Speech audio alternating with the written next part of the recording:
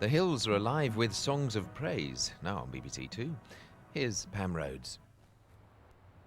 This park has more visitors than any other in Europe. 555 square miles, 1,600 miles of footpaths. It's beautiful, it's inspiring, and it's British. Welcome to the Peak District.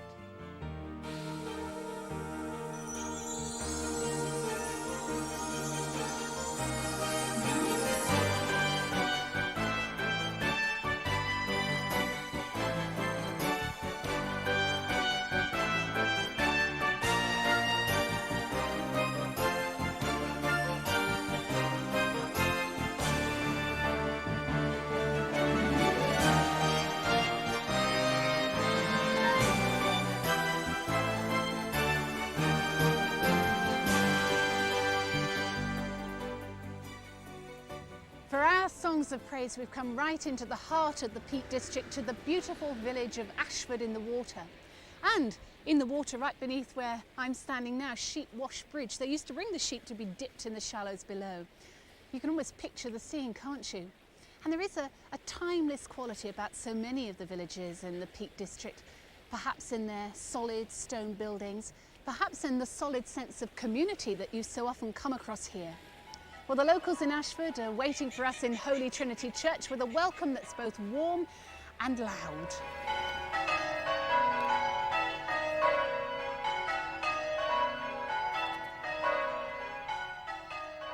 And to match that enthusiasm for bell ringing, you'll hear that there's a great love of hymn singing here too, as we start right now with Praise the Lord, His Glory Show.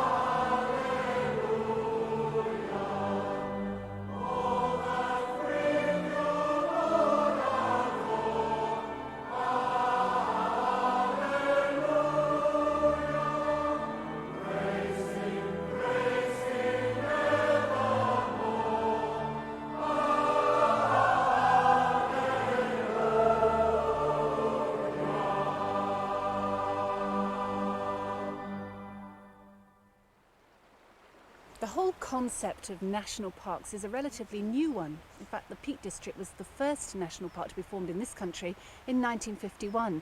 And although that was a glorious beginning, it also came at the end of a long, hard struggle. Through the mist up there is Kinder Scout, a huge, massive, a plateau covered in peat and bog. Unattractive looking to most people, but it was right in the centre of a group of industrial cities. Manchester, Sheffield, Birmingham's not too far away, Leeds, Bradford, Derby, and people wanted to come to the countryside to get away from the industrial towns to walk amidst the beauties of nature. It was owned by a guy called Watts, a cotton millionaire in Manchester, and he allowed 2 people a week to walk. He'd give them tickets, they had to write in for them, And during grouse season, of course, he wouldn't allow any walkers on the mountain at all. So a group of Manchester ramblers, led by a guy called Benny Rothman, 400 of them, decided to have a mass trespass. There was a fight with some gamekeepers. A few people got a bit bruised, nothing much. But 6 of them were arrested, were sentenced to 6 months apiece for walking on land which at one time was free for everybody to walk on. You love the peaks, you've written books about it. What is it about this area that draws you so? It was my first stamping ground. As a kid, I came out here in the Cubs and the Boy Scouts, living on beans and paraffin for a fortnight, you know. And I just fell in love with the place. And coming from an industrial city, this was my backyard, you know, an hour on the train, and I was here walking and climbing with pals. And it was summed up to me by a Chinese poet called Li Po. And it expresses the way I feel, the spirituality, if you like, of this God's cathedral, his great cathedral, you know, the open country. You ask me why I dwell in the green mountain. I smile and make no reply. As the peach blossom flows downstream and is gone into the unknown, I have a world apart that is not amongst men.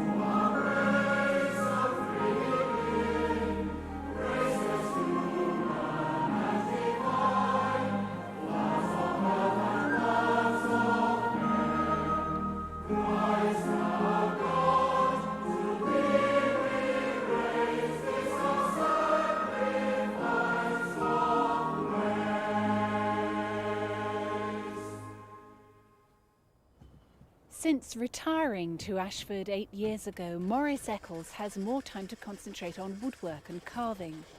He uses local materials, often taking inspiration from biblical themes.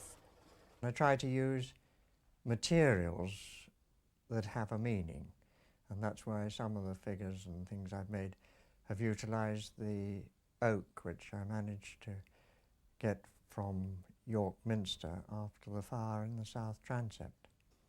The oak, I suppose, having been through a cataclysmic fire, is almost a symbol of resurrection. You manage to work very efficiently in spite of your blindness. Are there ways in which your blindness has become an advantage? Perhaps with these figures, having to see it in one's mind's eye, in imagination. If ultimately you create it in a visual form, with any luck, other people will then be able to see it, both with their sight and in their mind's eye. You've become very involved with the church here. What has that meant to you and to your faith? I think that the church community is one of the main sort of communities of village life. And I think most people need the support of other people to maintain and increase their faith. There are times when one realises that with faith a tremendous amount can be achieved.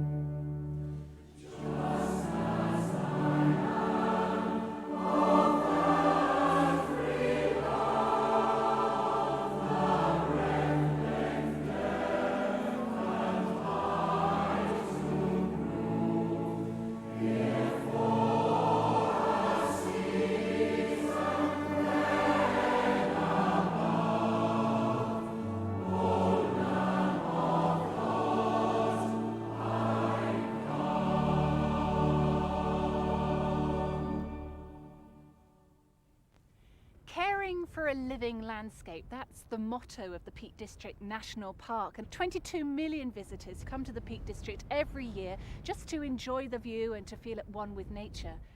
But their needs are often at odds with the needs of locals who are simply trying to go about their lives and their businesses against a backdrop of rising house prices and poor public transport.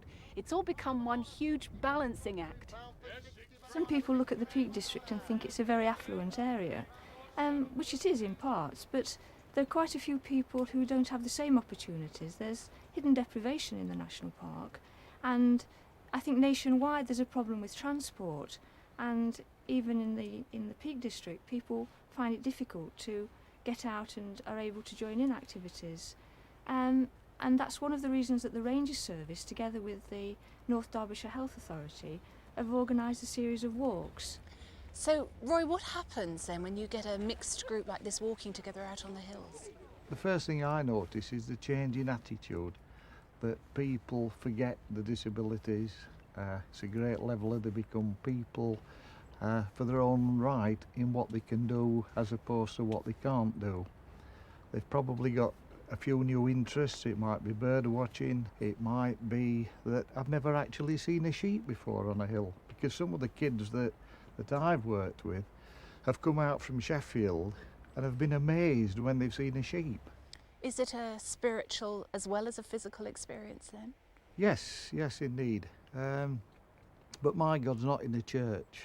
My God is up on the moors and the mountain tops and within the wind and the rain. Brendy, you do have problems walking, so what on earth brings you out on quite a difficult walk like this one? I think it's wonderful because you get people from all walks of life and they get to know what your problems are. I think it makes them appreciate the difficulties that disabled people have. But they also see that we don't just have to sit in a wheelchair, we can get out and about. Is this somewhere that you can feel close to God? Yes, I feel closer to God in the countryside than I do in a church.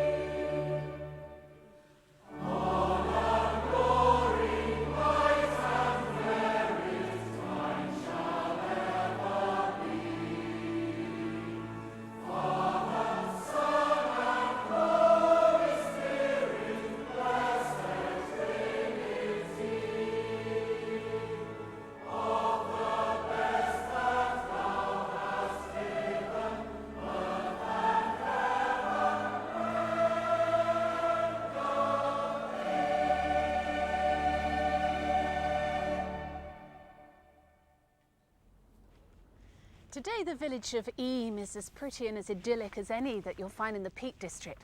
But back in 1665, nothing would have persuaded me to visit Eyam, and any villager from here who tried to leave would have been stopped by those outside and stoned and made to come back again. And that was because Eyam was a plague village. And over a period of about 14 months, the minister at the local church here, the Reverend Montpesson, saw the deaths of 260 people. That's about 1 in 3 of the people who lived here, including, towards the end, the death of his own wife, Catherine, who's buried in this tomb. Honoured and dear sir, this is the saddest letter that ever my pen did write, the destroying angel having taken up his quarters within my habitation. My dearest dear is gone to her eternal rest, and is invested with the crown of righteousness, having made a most happy end.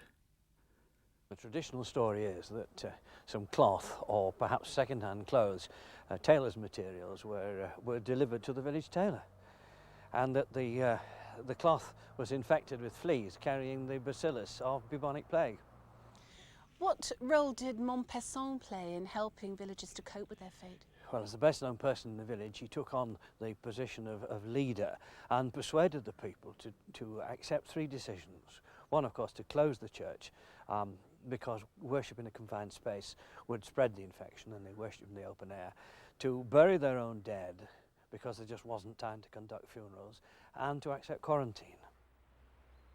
The condition of this place hath been so sad that I persuade myself it did exceed all history and example.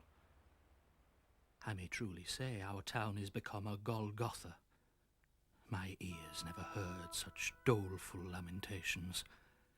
My nose never felt such horrid smells, and my eyes never beheld such ghastly spectacles. Here hath been 76 families visited within my parish, out of which have died 259.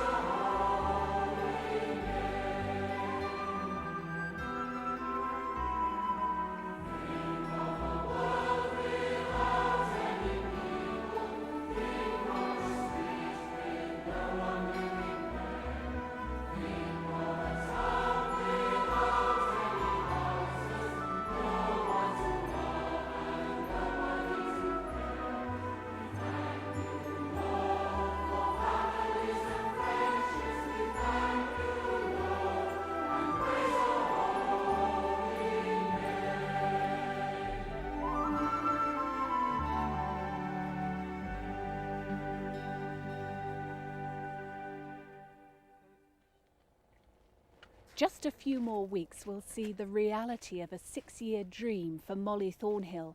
That's when Thornhill House opens, providing residential care for elderly people who come from the immediate local area.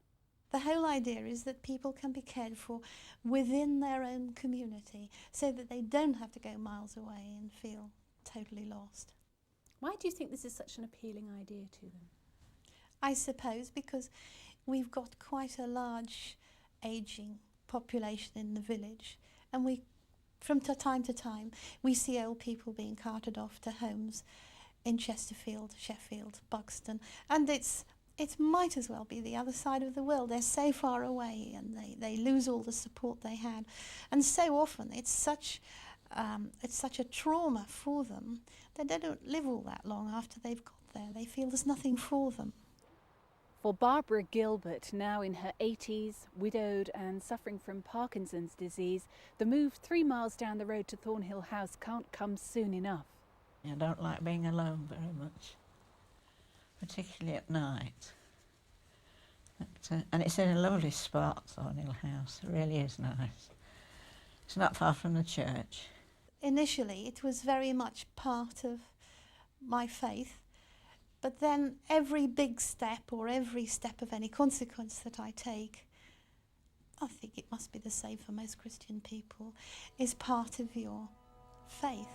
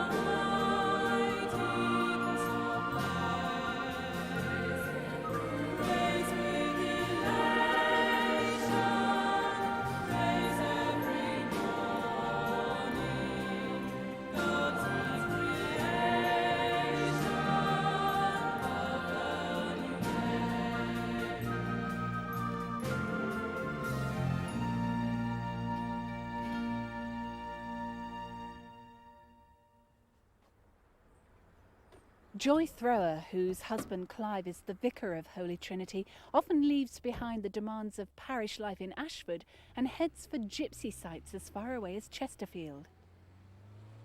I first became interested in travellers about 12 years ago when I lived in Derby, and there was a proposal for a gypsy site quite close to near where I lived, and there's an awful lot of anger produced by this in the community, and I noticed, to my horror, big red signs going up in the houses along the main road saying no gypsy sites in Spondon.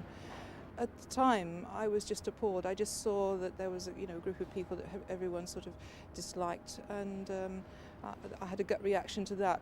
So I was involved with 3 other female colleagues in forming a gypsy support group, and then we began to go and we said, well, we can't just sort of do things for gypsies, we must do things with gypsies. Father, I pray for the sick and suffering. I pray that you have your hand upon them, Lord. Lord, I thank you for my sight, because the surrounding areas, my God, is so wonderful. Did you two, as brothers, grow up on the road? Yes, we did. Ever since I can remember, we've been travelling up and down with the horse and wagons, you know. It's just our way of life, our culture. one of the strengths of gypsy life seems to be the emphasis on the family. That's the only thing we've got, is our family now. Our tradition's slowly going. We're getting integrated by house-dwelling people. Now you two are both Christians. Do you feel, Ron, that you've changed since you became a Christian? I used to think I was a tough guy. I'd drink in 25 pints of beer, and I used to like fighting and all this sort of thing, which I thought was good, but when I became a Christian I found that it isn't any good whatsoever. To be a Christian is a very special thing. But do you think Jesus would have known gypsies? I believe that Jesus Christ was closer to a gypsy than what we are, because he never used to call no town his own. I believe that Jesus Christ was closer to showing us our way of life to what anyone was.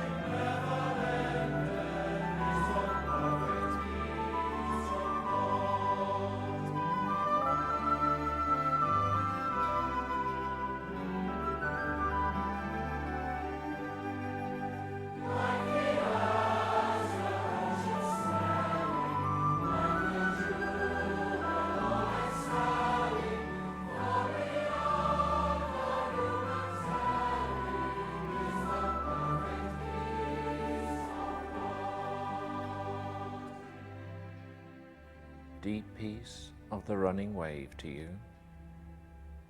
Deep peace of the flowing air to you. Deep peace of the quiet earth to you. Deep peace of the shining stars to you. And the blessing of God, Creator, Redeemer, and Sustainer, be upon you this night and evermore.